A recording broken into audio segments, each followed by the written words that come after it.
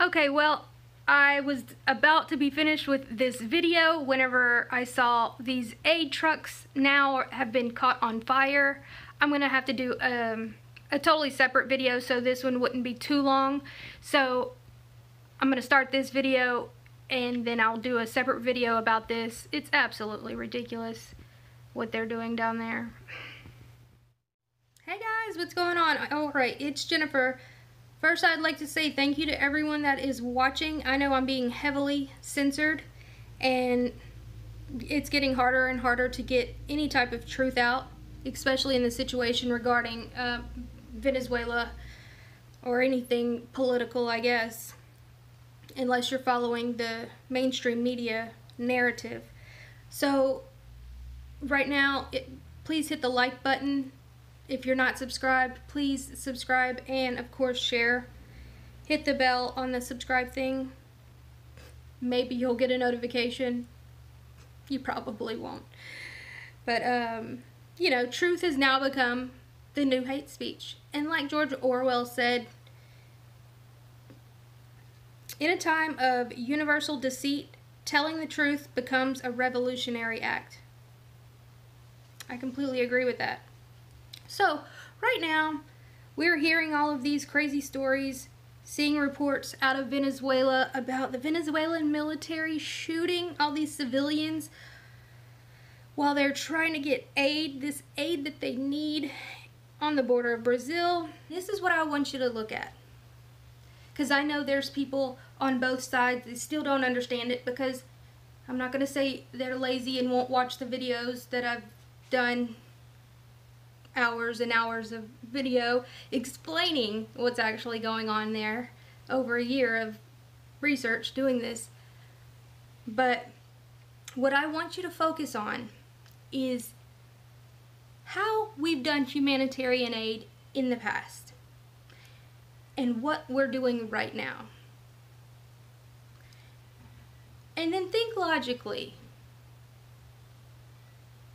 about how they're running out this narrative.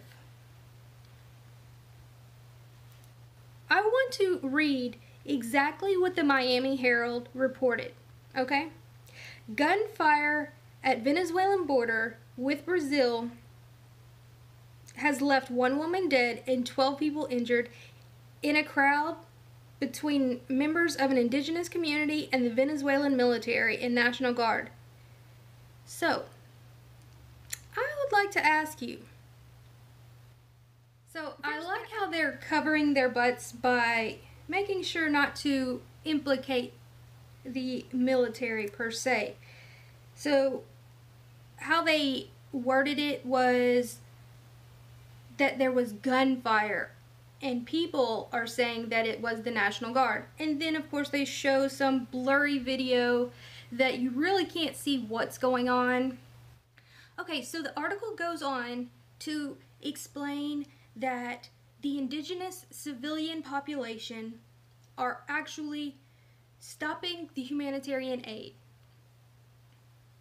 Okay, that makes sense. And then they go on to interject opposition, what the opposition is saying, and they're saying they're getting this information from Twitter. So it could be anybody, to be honest. So who knows who it really is, but that's not what I want you to focus on. I want you to focus on what the video actually shows. And so it shows civilians helping the military to stop this humanitarian aid from coming into their country. Why would they do that? If these people were actually starving, or their family and friends, their community were starving to death, need medical assistance, you know, wasting away in the middle of a jungle or even in the city, why would they help the military to stop these convoys? These things don't make sense. You can't have it both ways. You can't say that these people want aid yet at the same time they're fighting it. Because this article actually says the civilians. It doesn't just say the military. Now they're just rolling out the military. I'm sure a lot of you are thinking, well, show us the video. Show us the article. Well, look at this. So I didn't take a screenshot of it. I started this video yesterday, and I wasn't able to finish it. Now this is the only thing. It looks like they realized that they screwed up. This is the only little clip. It was a whole entire article. Now it's gone. Now they just have this with a different video. It's so crazy. We've been funding all of this for years.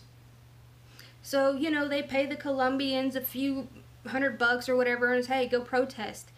Go do this, whatever. But you can't have it both ways. But that's not really my point. Well, I did want to point out how horribly done they are with this propaganda.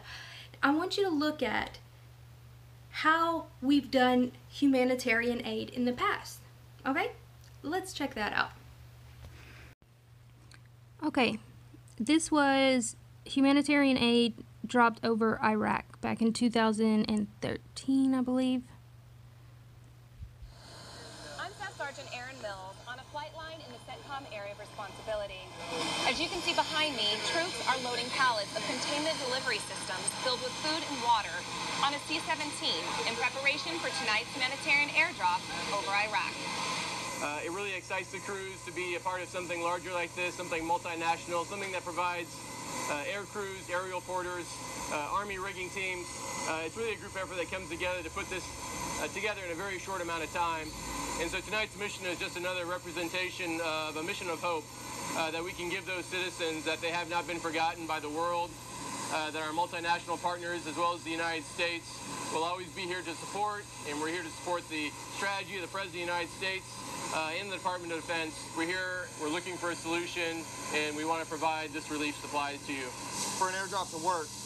Okay, what I want to stop this real quick, because this is exactly what I've been stressing, and I have people coming and saying that I'm some type of traitor or something if I'm not supporting whatever the narrative coming out of DC is. These people, what they're saying is exactly why we joined the military. It's to help. Yeah, sometimes there's fighting involved in situations, but these are the best times, is when you actually get to do humanitarian aid and help build up situations without having any guns or threats or any of this stuff going on. The plane will fly over the designated drop zone. It'll nose up, and one of the loadmasters inside of the aircraft will press a button to cut the release gate. And since the airplane is already nosed up, the bundles will fall out of the back. These static lines here will actually open the chute for it. So when okay, I'm going to show you how well we can do this without any type of harm. Push the item out the back of the plane, and then it has a bag with a trail line attached, and we'll have to retrieve that bag onto the plane. We can drop anything from mail to boat parts to food and water.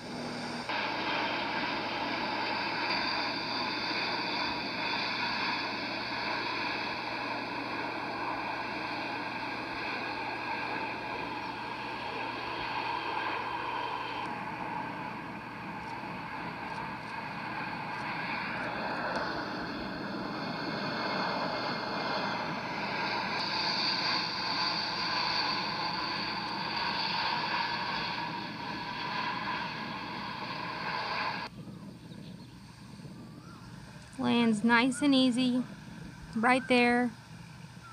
People can go scoop it up.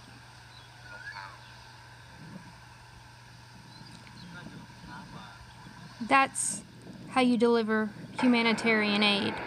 If there was an actual dictator preventing them to eat or have medical supplies. We've done this in many countries. Since at least World War II. We've been doing this. So why now? Why? How can anybody really believe that we want to give humanitarian aid? This is the actual aid that Venezuela is receiving right now. And people are going to be like, oh my gosh, they had to go to Russia? Let me explain something. Russia wasn't their choice. If we didn't put sanctions on them, they would still be our friends. They still are trying to make dialogue with us. They don't want to be our enemies. We just make our own enemies. We meaning DC. So, all of this, 930 tons of aid, and then 300 from Turkey or Spain. There's been so much coming in daily. Spain, Turkey, all of these places going in and just giving it away for free to the people. That's what they're doing. So why are we having to see such situations? But instead we have all of these civilians attacking these ambulances, essentially like what we've seen here with Antifa. This was the concert situation. This is Brazil getting the humanitarian aid together, but you can't get humanitarian aid unless you go against Maduro. That's the deal. Alright guys, thanks for watching, and if you can support my channel, that would be great. Links will be in the description. We've got to get the word out on all of this.